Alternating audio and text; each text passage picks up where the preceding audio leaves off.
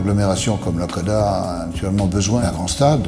Tout ceci s'inscrit au fond dans la politique qui a été lancée et par la ville et l'agglomération depuis de nombreuses années pour réhabiliter ces territoires à l'interface de la ville et du port. C'est un équipement qui va être en entrée de ville, qui sera une vitrine importante pour l'agglomération, qui sera vue de très loin, qui sera facile d'accès. Le choix de la procédure conception-réalisation a été faite par la Coda pour permettre d'associer au sein d'une même équipe la performance technique, représentée par l'entreprise, Vinci en l'occurrence, et la performance esthétique, architecturale, représentée par SCO.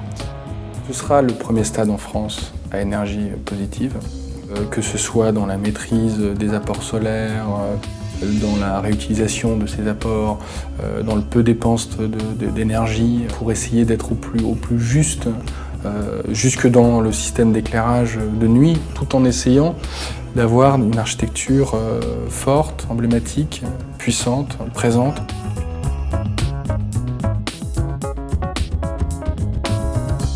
La question de départ, c'était aussi de réaliser un stade à l'anglaise, un stade où l'arène est au plus proche de l'aire de jeu, où toute l'ambiance est sauvegardée, où il y a cette continuité de public qui peut justement se manifester ensemble et qu'il n'y ait pas des étages différents, des ruptures différentes.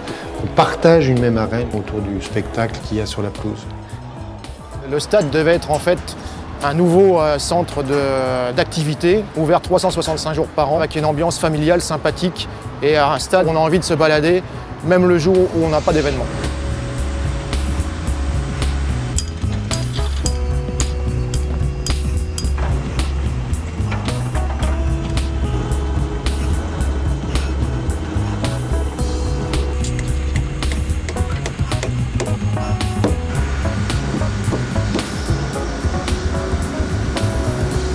Ça doit être un lieu polyvalent, c'est pas simplement un stade de football, de rugby. C'est important, c'est qu'il y ait cette notion de service qu'il y a autour, notamment avec des commerces, avec des billetteries, avec des lieux de restauration, qui permettent de vivre le lieu avant le match ou la manifestation.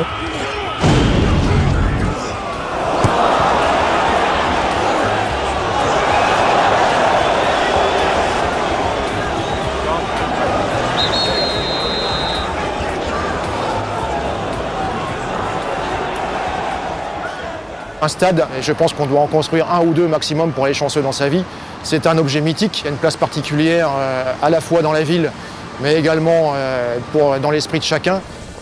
C'est quelque chose qui est vraiment particulier et qui permet de donner le ton aussi par rapport à un développement aussi de toute cette zone qui est en mutation. Et je pense que c'est un ouvrage qui va justement marquer le lieu, marquer le territoire de ce grand paysage de la ville.